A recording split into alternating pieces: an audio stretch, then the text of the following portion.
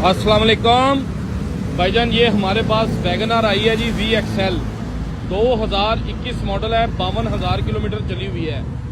एक साइड पे इसकी बाहर से टचिंग है, बाकी गाड़ी सारी जेन्युइन है।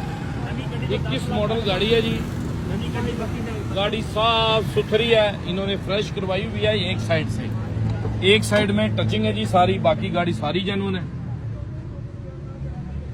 52,000 चली हुई है। ओरिजिनल फाइल बुक मौजूद है जी। बायोमेट्रिक मौके पर जिनके नाम पर है उन्हीं से लेनी है। टायर भी बिल्कुल ठीक है जी। बाकी गाड़ी की लुक अच्छी है, साफ सुथरी है जी।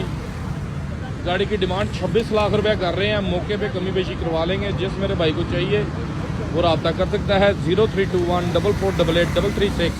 लोकेशन लाहौर जोहर टाउन। ये हमारा शोरूम है जी। शोरूम पे सारी गाड़ियाँ अवेलेबल हैं। और कल संडे बाज़ार में इंशाअल्लाह ताला मज़ीद आप सब भाइयों की दुआ से बाज़ार लगाएंगे। और ये गाड़ी भी संडे बाज़ार में अवेलेबल होगी। आप आएँ, संडे बाज़ार की रौनक को बढ़ाएं। Thank you very much.